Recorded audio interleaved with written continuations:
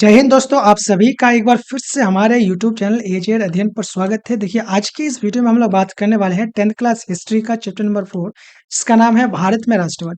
इस चैप्टर का पहला पार्ट अपलोड हो चुका है, जिसमें कि हम लोगों ने अभ्यास प्रश्नों में यानी कि एनसीईआरटी क्वेश्चंस जो दिए गए थे, ऑब्जेक्टिव क्वेश्चन समझे थे, उसके बाद सब्जेक्टिव क्वेश्चंस जो को भी समझे थे, यानी कि लघु उत्तरीय प्रश्न, अति लघु उत्तरीय प्रश्नों को समझ चुके थे। आज की इस वीडियो में हम लोग समझेंगे कि यह सम्मिलित प्रश्न और इसके बाद आपका लघु उत्तरीय प्रश्न और फिर दीर्घ उत्तरीय प्रश्न सभी को आसान भाषा में समझने वाले हैं। तो वीडियो को शुरू से लेकर लास्ट तक देखते रहिएगा और पहला वीडियो अगर आप लोगों ने नहीं देखा है तो उसको जाके देख लीजिएगा। आज के इस वीडियो में हम लोग देखिए, सबसे पहले तो सम्मिलित करना है, मतलब कि मिलान करना है। तो इस क्वेश्चन को सबसे पहले सॉल्व करते हैं। देखिए, गांधीवादी चरण मतलब कि गांधी बेसिकली आपको पूछा है गांधी जी का युग कब से कब तक चला था। तो गांधी जी का युग चला था 1919 से लेकर 1947, ऑप्शन के हिसाब से यही सही है। हालांकि 1915 में से लेकर ही महात्मा गांधी का युग बोल सकते हैं। अगला बोल सकते हैं चौरी चौरा कांड कब हुआ था। तो चौरी चौरा कांड हुआ था 5 फरवरी 1922 ईस्वी को। अगला है कांग्रेस के प्रथम अध्यक्ष कौन थे। तो ये थे आपके डब्ल्यू सी बनर्जी, जो कि आपके यहाँ पे ऑप्शंस में नहीं है, तो ये इसको छोड़िए, इसका आंसर मैंने लिखा भी नहीं है। उसके बाद अगला है बंगाल विभाजन वापस कब हुआ, यानी कि बंगाल का जो विभाजन हुआ था तो उसको कुछ समय के बाद वापस कर लिया गया था, तो वो कब हुआ था। तो इसका जो सही आंसर है ये हुआ था आपका 1911 ईस्वी में, यानी कि ऑप्शन यहाँ पे अंग सही आंसर है। उसके बाद अगला है हिंदू महासभा का गठन किसने किया था। तो इसका सही आंसर है मदन मोहन मालवीय ने हिंदू महासभा का गठन किया था। और अगला है मोपला विद्रोह कहाँ पर हुआ था। तो मोपला विद्रोह हुआ था केरल में। तो आई होप इस क्वेश्चन को समझ गए होंगे। अगले क्वेश्चन की ओर बढ़ेंगे। देखिए, अब बढ़ेंगे हम लोग लघु उत्तरीय प्रश्न, जिनमें से आप लोग देख सकते हैं पहला क्वेश्चन है असहयोग आंदोलन प्रथम जन आंदोलन था कैसे। मतलब कि असहयोग जन आंदोलन का मतलब क्या है, इसको समझिए। जिसमें कि जनता आंदोलन करे, जनता, तो उसको क्या कहेंगे, जन आंदोलन। तो असहयोग आंदोलन ये एक प्रथम जन आंदोलन था कैसे, इसको आपको बताना है। देखिए, असहयोग आंदोलन को प्रथम जन आंदोलन इसीलिए कहा जाता है क्योंकि इसमें समाज के हर वर्ग ने भाग लिया था। किसान, मजदूर, विद्यार्थी, महिलाएं, व्यापारी और सभी सक्रिय लोग ने विदेशी वस्त्र जलाए, सरकारी स्कूल कॉलेज छोड़ दिए और सरकारी नौकरियां भी और उपाधियां भी वापस दे दी। पहली बार पूरे देश में जनता का एक साथ अंग्रेजों के खिलाफ खड़ी हुई, इसीलिए इसे भारत का पहला सच्चा जन आंदोलन कहा जाता था, जिसमें कि सभी भारतीयों ने इस आंदोलन का साथ दिया था। अगला क्वेश्चन देखिए, सविनय अवज्ञा आंदोलन मतलब कि इस आंसर इसको अब क्या परिणाम हुआ उसके बारे में आपको पूछा गया है। सविनय अवज्ञा आंदोलन के कई महत्वपूर्ण परिणाम हुए। इस आंदोलन से अंग्रेजी सरकार की नींव हिल गई, मतलब जड़ें हिल गई और पूरे देश में स्वतंत्रता की भावना और मजबूत हुई। अंग्रेज सरकार ने को गोलमेज सम्मेलनों के लिए मजबूर होना पड़ा। गोलमेज सम्मेलन के मतलब कि इतना बड़ा विद्रोह था कि अंग्रेजों को गोलमेज सम्मेलन के लिए मजबूर होकर के इस सम्मेलन को रखना पड़ा। गांधी इरविन समझौता 1931 ईस्वी में हुआ।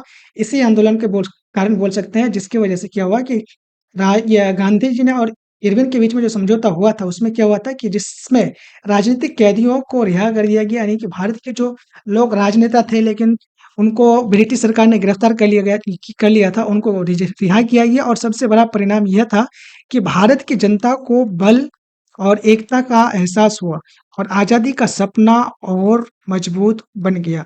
सविनय अवज्ञा आंदोलन का ये परिणाम थे। अगले क्वेश्चन देखिए, भारतीय राष्ट्रीय कांग्रेस की स्थापना किन परिस्थितियों में हुई थी। देखिए, इसका आंसर सिंपल सा है। इसको लिए कुछ चीजें आप लोग याद रखिए। सबसे पहले तो 19वीं सदी में के अंत में हुआ था। क्यों हुआ था, क्योंकि अंग्रेज जो थे शोषणकारी नीतियों से भारत की जनता को बहुत ज्यादा परेशान कर रही थी, जिसकी वजह से भारत के लोग असंतुष्ट हो चुके थे। तो इसको लिखिए, 19वीं सदी के अंत में अंग्रेज जो कि शोषणकारी नीतियों से भारतीय जनता बहुत असंतुष्ट हो चुकी थी। शिक्षित वर्ग राजनीति की चेतना, शिक्षित वर्ग में यानी कि जो लोग पढ़े लिखे थे उन लोगों में राजनीति की चेतना बढ़ी और वे अपने अधिकारों की मांग करने लगे। इसी समय एओ ह्यूम, ये इसी ने कांग्रेस का स्थापना किया था। तो याद रखिएगा, एओ ह्यूम यानी कि इसका नाम एलेक ऑक्टेवियम वियन ह्यूम था, ने भारतीय नेताओं को एक मंच पर लाने का प्रयास किया। परिणाम स्वरूप इसका क्या हुआ कि 28 दिसंबर 1885 को बॉम्बे यानी कि मुंबई में भारतीय राष्ट्रीय कांग्रेस की स्थापना हुई। इसका उद्देश्य भारतीयों को संगठित कर अंग्रेज सरकार पर दबाव डालना और जन समस्याओं को उठाना था। अगला क्वेश्चन देखिए, क्वेश्चन नंबर 4, बिहार के किसान आंदोलन पर एक टिप्पणी लिखिए। मतलब कि बिहार में जो किसान आंदोलन हुआ था उस पर एक टिप्पणी लिखिए। देखिए, अंग्रेज सरकार यानी कि ब्रिटिश सरकार बिहार के किसानों को यानी कि चंपारण, स्पेशली चंपारण के किसानों से जबरदस्ती नील की खेती करवाते। नील क्या है, एक तरह का नशा है, नशा की खेती करवाते थे।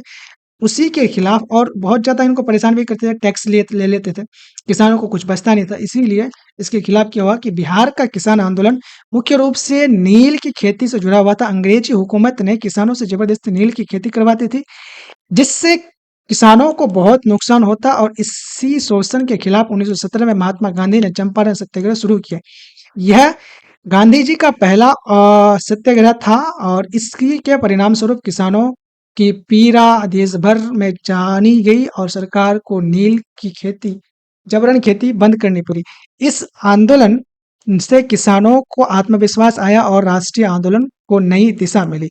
तो आई होप आप लोग समझ गए। क्वेश्चन नंबर 5 देखिए, स्वराज पार्टी का स्थापना किसने किया और क्या उद्देश्य से किया?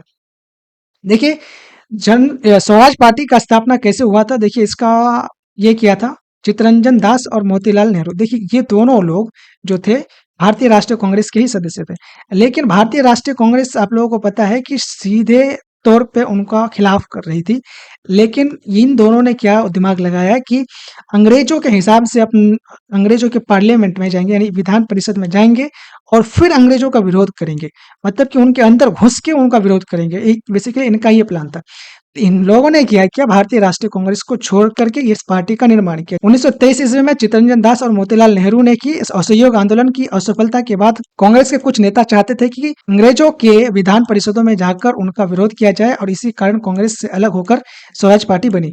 इसका मुख्य उद्देश्य क्या था? विधान परिषद में प्रवेश करके अंग्रेज सरकार को परेशान करना, सुधार कार्य के लिए दबाव डालना और भारत में स्वशासन दिलाना। मतलब कि हम ही शासन करेंगे, भारत के लोग ही शासन करेंगे इस के लिए। और इस प्रकार स्वराज पार्टी ने स्वतंत्र आंदोलन का राजनीतिक दिशा दी। मतलब कि अ, स्वतंत्रता आंदोलन यानी कि आजादी की लड़ाई को एक राजनीतिक दिशा दी। तो आई होप क्वेश्चन नंबर 5 समझ गए होंगे। अब हम लोग पढ़ेंगे दीर्घ उत्तरीय प्रश्न, मतलब कि ऐसे क्वेश्चन जिनका आंसर आपको लगभग 100 से ऊपर वर्ड्स में लिखना है, मतलब कि 100 से 120 वर्ड्स में। इनके लिए आपको 5 नंबर इजीली मिलने वाला है। तो उनमें से पहला क्वेश्चन आप लोग यहाँ पे देख सकते हैं कि प्रथम विश्व युद्ध का भारतीय राष्ट्रीय आंदोलन के साथ अंतर संबंधों की विवेचना करिए। मतलब कि प्रथम विश्व युद्ध जो हुआ था उससे भारतीय राष्ट्रीय आंदोलन पर क्या प्रभाव पड़ा या क्या संबंध था, उसके बारे में बताने के लिए बोला गया। देखिए, प्रथम विश्व युद्ध यानी कि जो 1914 से 1918 तक चला था, का भारतीय राष्ट्रीय आंदोलन पर गहरा प्रभाव पड़ा। अंग्रेज सरकार ने युद्ध के समय भारत के सैनिक यानी कि भारतीय जो सैनिक थे उनको धन और गन्ने, अन्न यानी कि अनाज की भारी मात्रा में सहायता ली। भारतीय नेताओं को उम्मीद थी कि इसके बाद ब्रिटेन भारत को स्वशासन देगा। मतलब कि भारत के लोगों को ऐसा करेगा कि भारत के लोगों को ही सत्ता में यानी कि भारत पर राज करने के लिए देगा, खुद राज नहीं करेगा।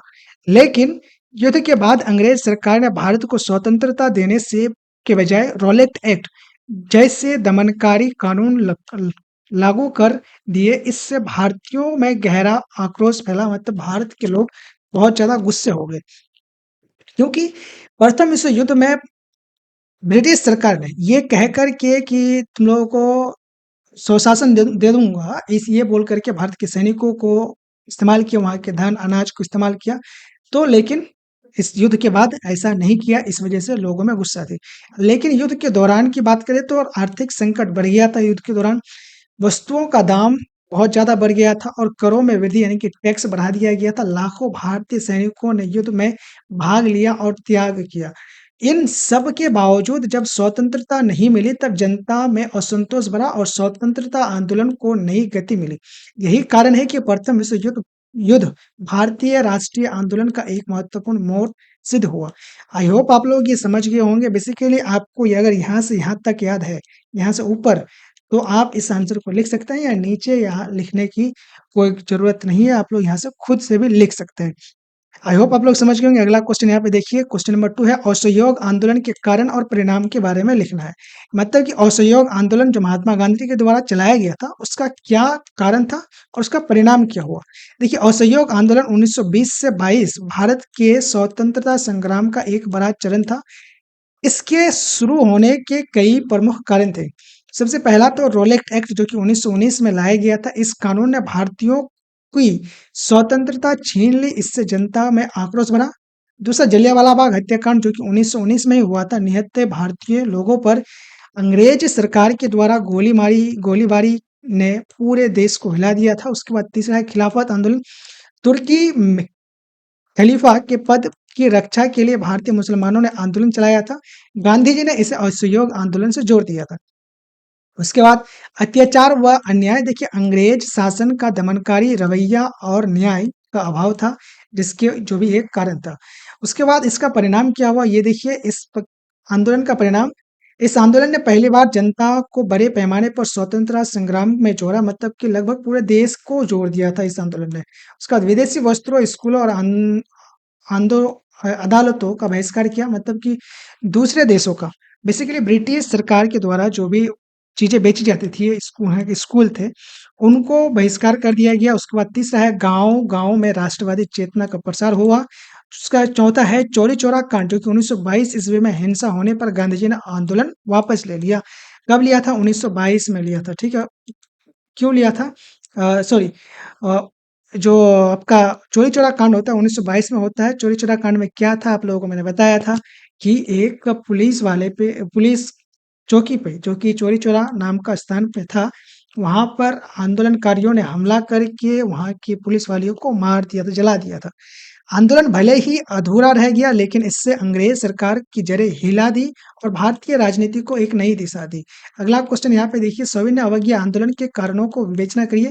देखिए, सविनय अवज्ञा आंदोलन मतलब कि 1930 ईस्वी में भारतीय की स्वतंत्रता संग्राम का एक महत्वपूर्ण चरण था।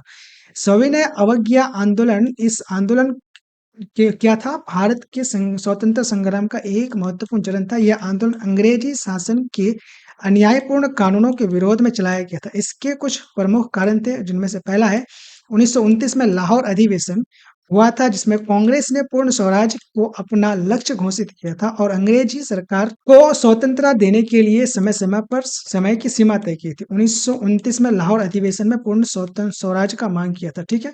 अगला है करों का बोझ। नमक पर कर लगाना गरीब जनता के लिए सबसे अन्यायपूर्ण पूर्ण माना गया और गांधी ने नमक कानून को तोड़ने के लिए आंदोलन का प्रतीक बनाया। उसके बाद अगला है साइमन कमीशन का विरोध, मतलब 1927 में भारतीय के सदस्य न होने के से जनता में असंतोष फैला। देखिए, साइमन कमीशन एक सात सदस्यों के द्वारा एक कानून बनाया गया था, जिसमें कि सारे के सारे ब्रिटेन के लोग थे, मतलब कि इंग्लैंड के लोग थे, अंग्रेज थे, लेकिन एक भी इंडियन इंडियन नहीं थे। लेकिन इंडिया के लिए कानून बनाया जा रहा था, लेकिन इंडियन नहीं थे, इसके लिए विरोध था। उसका बाद अगला है ब्रिटिश दमनकारी नीतियों, भारतीय उद्योगों का शोषण, विदेशी वस्तुओं का दबाव और किसानों मजदूरों की दयनीय स्थिति की वजह से भी एक कारण था। और जनता से में असंतोष, मतलब जलियांवाला बाग हत्याकांड हुआ था। असहयोग आंदोलन का वापसी के बाद भी लोग स्वतंत्रता की ओर उत्साहित थे। तो ये कुछ कारण थे जिसकी वजह से सवर्ण अवज्ञा आंदोलन हुआ था। अगला क्वेश्चन देखिए, भारत में मजदूर आंदोलन के विकास का वर्णन करना है कि मजदूर आंदोलन का विकास भारत में किस प्रकार हुआ था, उसके बारे में बताना है। देखिए, भारत में मजदूर आंदोलन का विकास अंग्रेजी शासन के शोषणकारी नीतियों और औद्योगिकरण के कारण हुआ। प्रारंभिक काल यानी कि 1900, देखिए इसको चार काल समझिए। पहला है 1850 से 1900, 1900 से 1920, 1920 से लेके 1930 और 1930 से 1947 तक। ये कुछ चरण है, चार चरण है, जो कि मजदूरों का विकास हुआ, आंदोलन का विकास हुआ। सबसे पहले तो ये शुरुआती दौर था, प्रारंभिक काल था, जिसमें मजदूरों का कोई संगठन नहीं था, ये संगठित नहीं थे, लंबे समय तक इनसे काम लिया जाता था और इनको मजदूरी भी बहुत कम दी जाती थी। तो उस समय मजदूर अपने अधिकारों के लिए लड़ भी नहीं सकते थे, मतलब उनका कोई संगठन नहीं था, तो अंग्रेज उनका इस्तेमाल करते थे। वो लड़ नहीं पा सकते हैं, उनको ज़्यादा काम कराया जाता था, ज़्यादा समय काम कराया जाता था, लेकिन कम पैसे में कराया जाता था। दूसरा चरण ये हुआ जब 1900 से 1920 के बीच मजदूर आंदोलन संगठित प्रयास शुरू हुआ, मतलब कि मजदूर आंदोलन जो हो रहे थे जगह-जगह पर, उनको संगठित करने का प्रयास किया जा रहा था। इस काल में गांधी जी ने 1918 ईस्वी में अहमदाबाद मिल मजदूरों का हड़ताल का नेतृत्व किया और मजदूरों को संगठित होकर अपने अधिकार मांगने का प्रेरणा दी। इसी समय कुछ ट्रेड यूनियनों की भी स्थापना हुई थी। उसके बाद अगला जो चरण आता है, वहां पर मजदूर आंदोलन का राष्ट्रीय पहचान मिली। लाला लाजपत राय और एम.एन. जोशी और वाडिया के नेतृत्व में अखिल भारतीय ट्रेड यूनियन कांग्रेस, यानी कि Akhil Bharatiya trade union Congress AITUC का स्थापना हुआ और यह मजदूरों का पहला संगठन था जिससे कि उसके हित का आवाज उठाया गया। उसके बाद अगला है 1930 से 47 तक मजदूर आंदोलन स्वतंत्र संग्राम से जुड़ गया। इस समय मजदूर केवल वेतन और कम काम के घंटे घटाने की मांग की जा रही कर रहे थे, बल्कि आज़ादी के लिए भी संघर्ष कर रहे थे। मतलब कि मज़दूर वेतन भी बढ़ाना चाहते थे, काम के घंटे भी घटाया जाए और साथ में आज़ादी का भी मांग कर रहे थे। उन्होंने अंग्रेज़ों की नीतियों का विरोध किया और स्वतंत्र संग्राम को मजबूती दी। आई होप आप लोग इस क्वेश्चन को समझ गए। क्वेश्चन नंबर 5 है, गांधी जी का राष्ट्रीय आंदोलन में योगदान क्या था? देखिए, महात्मा गांधी का योगदान सबसे अधिक था इसमें। देखिए, महात्मा गांधी भारतीय राष्ट्रीय आंदोलन के सबसे प्रमुख नेता थे। उन्होंने राजनीति में सत्य और अहिंसा को अपना और जनता को बताया कि हिंसा किए बिना आज़ादी पाई जा सकती है। आप लोगों को पता है कि महात्मा गांधी हिंसा के सख्त खिलाफ थे। गांधी जी ने भारत की स्वतंत्रता संग्राम को जनता का आंदोलन बताया। गांधी जी ने 1917 में चंपारण आंदोलन, 1918 में खेरा सत्याग्रह का नेतृत्व किया। उसके बाद 1919 में रॉलेट एक्ट के खिलाफ पूरे देश को संगठित किया और 1920 में असहयोग आंदोलन चलाया, जिसमें करोड़ों भारतीयों ने विदेशी वस्त्रों का बहिष्कार किया और सरकारी पदों को से इस्तीफा दे दिया। ये था। उसके बाद 1930 में गांधी जी ने नमक सत्याग्रह या डांडी मार्च करके अंग्रेजों का अन्यायपूर्ण कानूनों को चुनौती दी और यह आंदोलन पूरी दुनिया में प्रसिद्ध हुआ और भारत को आज़ादी की मांग को एक नई ताकत मिली। 1942 ईस्वी में उन्होंने भारत छोड़ो आंदोलन का नेतृत्व किया और जिससे कि अंग्रेजी शासन से जुड़े जड़ें हिला थी। तो आई होप आप लोग इस क्वेश्चन को समझ गए होंगे। अगला सॉरी, ये पूरा चैप्टर कंप्लीट है। आज की इस वीडियो में इतना ही। मिलेंगे अगले वीडियो में। Thank you. जय हिंद, जय भारत।